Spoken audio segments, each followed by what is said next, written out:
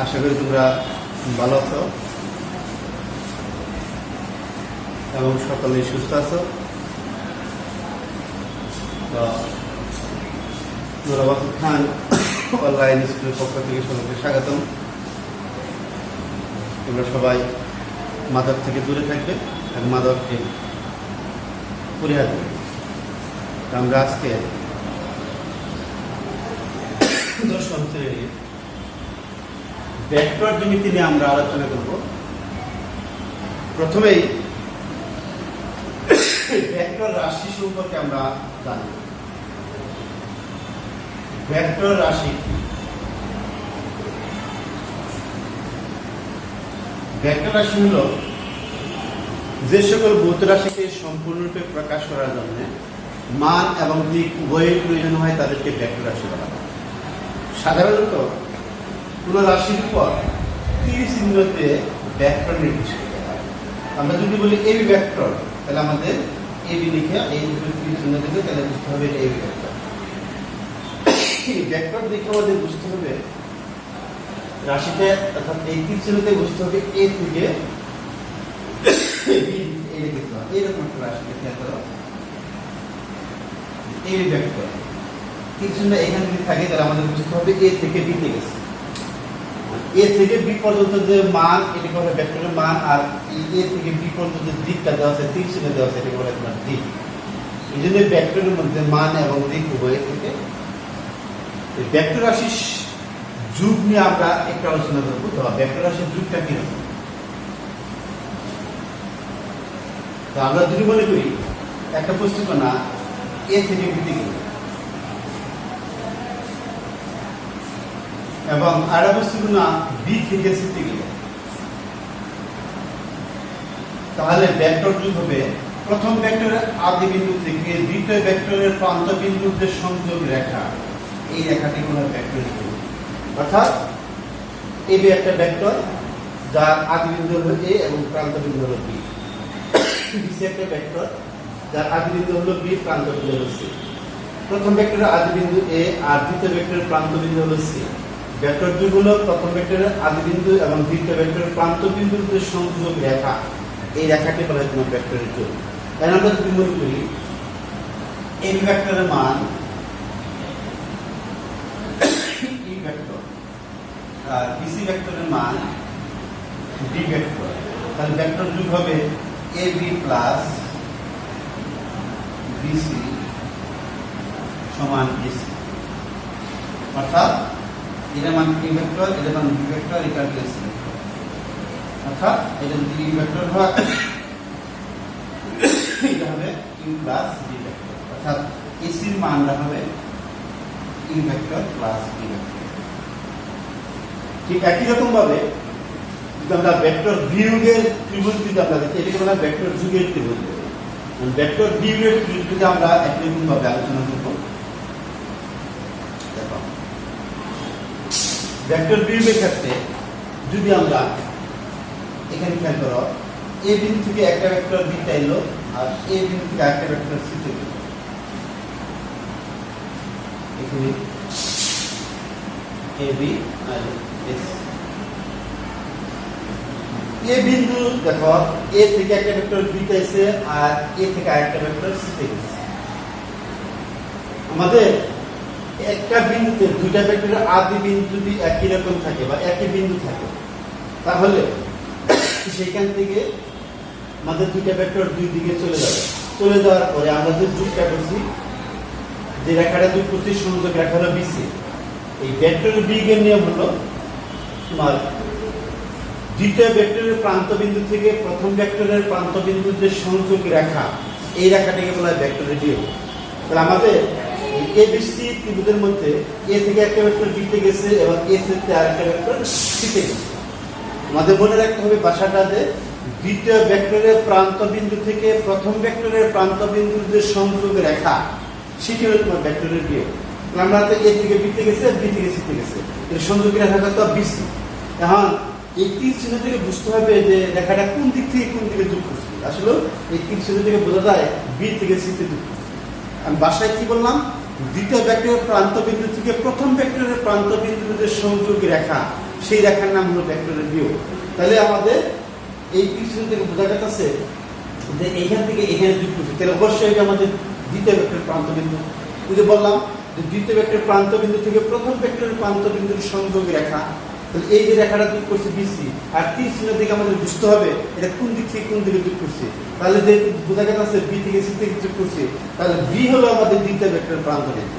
তাহলে বি যদি দ্বিতীয় ভেক্টরের প্রান্ত বিন্দু হয় তাহলে অবশ্যই এবি হলো দ্বিতীয় ভেক্টর আর এসি হলো তোমার প্রথম ভেক্টর। তাহলে ভেক্টর বি হবে AC minus AB equal to BC. অর্থাৎ বিয়োগ যখন করবো তখন বিয়োগ করার সময় প্রথম ভেক্টর বিয়োগ দ্বিতীয় ভেক্টর সমান ভেক্টর বিয়োগ করবে।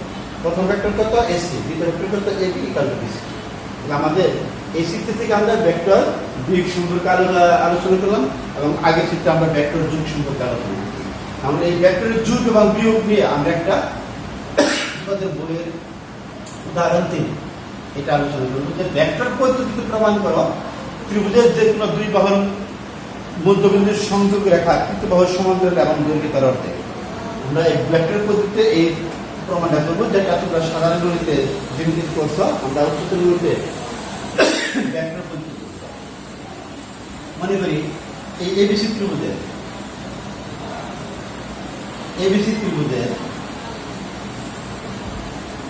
এই বিবাহের মধ্যবিন্দু হলো ডি আর এসি বিবাহের মধ্যবিন্দু হলো ই। এদের সংযোগ রেখা কত হবে ডি।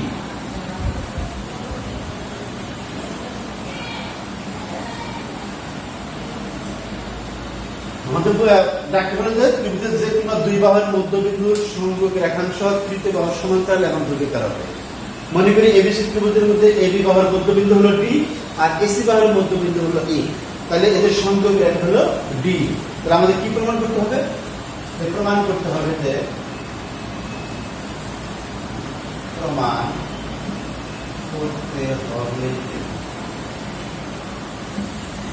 ডি সমান্তরাল বিসি এবং ডি সমান আপক। এটা আমাদের প্রমাণ করতে হবে। এটা প্রমাণ করার জন্য প্রথমেই আমাদের এবিই এই ত্রিভুজটা তোমরা কল্পনা করবে। ত্রিভুজ এবি হচ্ছে আমাদের ভেক্টর বিয়োগের ত্রিভুজ বিধি অনুসারে একটা সূত্র প্রয়োগ। ত্রিভুজ এবি এর মধ্যে ভেক্টর বিয়োগের ত্রিভুজ বিধি যদি কল্পনা করি বা প্রয়োগ করি তাহলে আমাদের এই এবি ত্রিভুজের মধ্যে খেয়াল করা এবি আছে, এই আছে আর সংযোগ রেখা হলো ডি। এখানে ভেক্টর বিয়োগটা আমি আগে বলছি যে একই বিন্দু থেকে যখন দুইটা ভেক্টর দুই দিকে যাবে তখন দ্বিতীয় ভেক্টরের প্রান্ত বিন্দু থেকে প্রথম ভেক্টরের যে প্রান্ত বিন্দুর সংযোগ রেখা এটাকে বলা হয় ভেক্টরের বিয়োগ। অর্থাৎ তাহলে আমাদের সংযোগ করতে হচ্ছে এখান থেকে এদিকে, এই চিহ্নের দিকে বুঝতে হবে আমরা কোন দিক থেকে কোন দিকে যোগ করলাম। যেহেতু এখান থেকে এদিকে যোগ বোঝা যাইতেছে তাহলে বুঝতে হবে নিশ্চিত ডি হলো দ্বিতীয় ভেক্টরের প্রান্ত বিন্দু। তাহলে ডি যদি দ্বিতীয় ভেক্টরের প্রান্ত বিন্দু হয় তাহলে এডি কি হবে? দ্বিতীয় ভেক্টর হবে আর এই হবে প্রথম ভেক্টর। তাহলে ভেক্টর বিয়োগ করার সময় কি করতে হয়? প্রথম ভেক্টর থেকে দ্বিতীয় ভেক্টর বিয়োগ করে ভেক্টরের বিয়োগফলটা হবে ডি। তাহলে অর্থাৎ ভেক্টর বিয়োগের প্রমাণ। ভেক্টর বিয়োগের ত্রিভুজ বিধি অনুসারে পাই। বিয়োগের ত্রিভুজ বিধি অনুসারে পাই।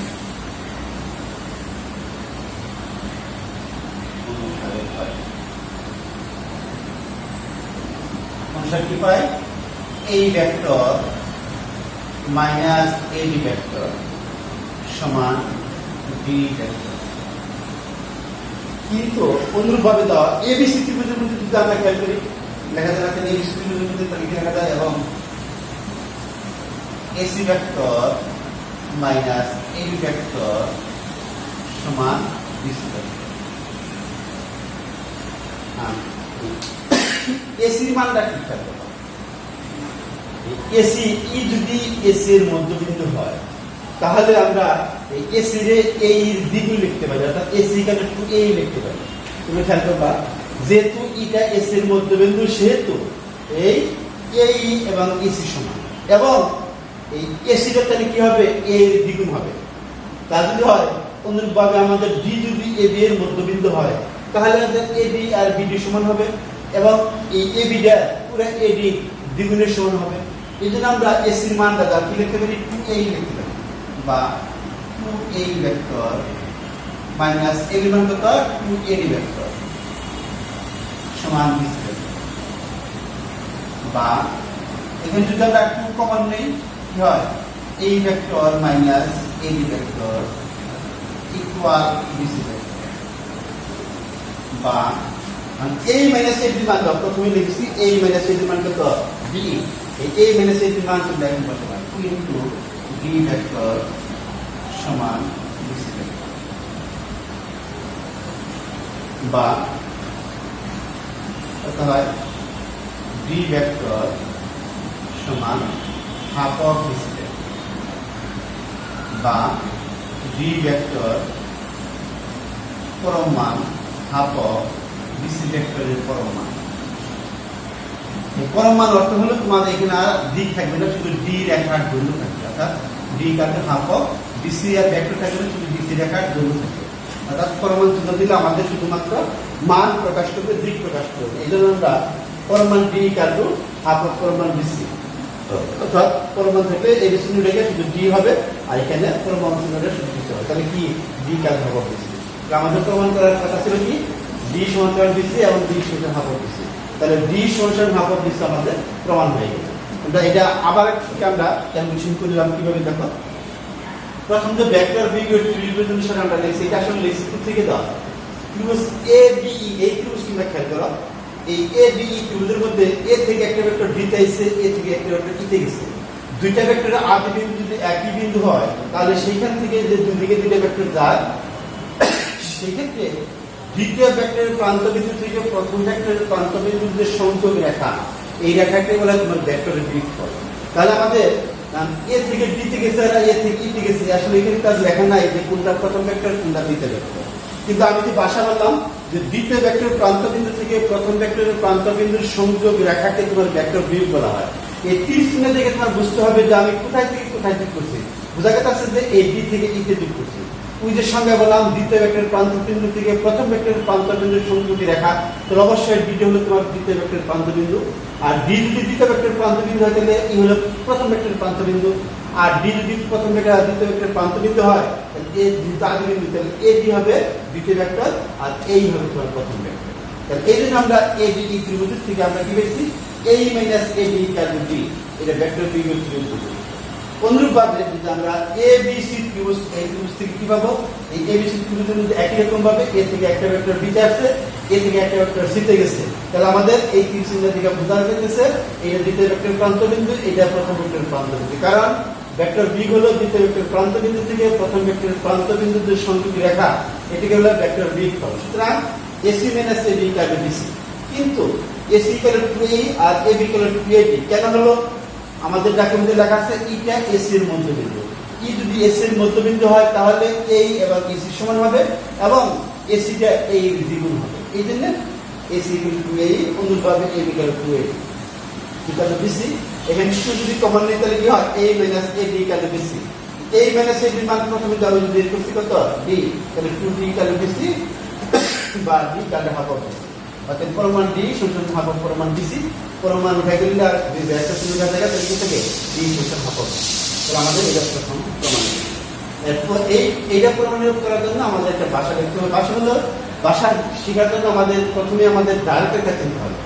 ডাইরেক্ট রেখা কি? ডাইরেক্ট রেখা হলো দুটো ভেক্টর, অর্থাৎ এই BC ভেক্টরটা যে রেখা বরাবর ভ্রমণ করে বা যে রেখার মধ্যে আছে, এই রেখাটাকে বলে তোমার ডাইরেক্ট রেখা।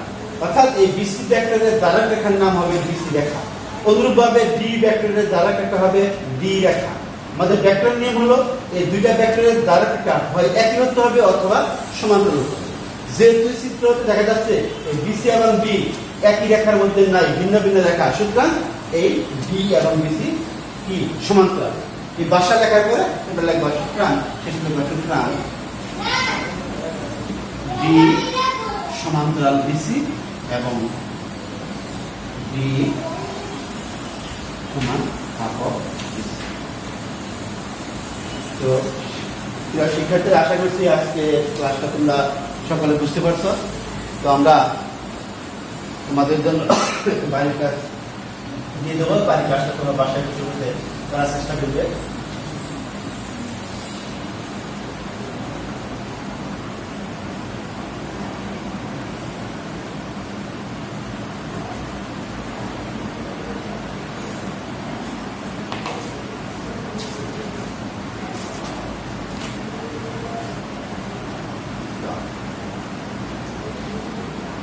বাড়ির কাজ এটা তোমরা লিখে নাও এবং বাসায় বসে বসে এই বাড়ির কাজ করার চেষ্টা করো। ভেক্টর পদ্ধতিতে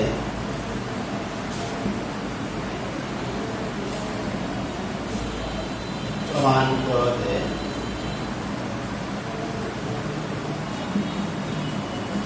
সামান্তরিকের কর্ণদ্বয় পরস্পরকে সামান্তরিকের কর্ণদ্বয় পরস্পরকে সমদ্বিখণ্ডিত করে, পরস্পরকে সমদ্বিখণ্ডিত করে।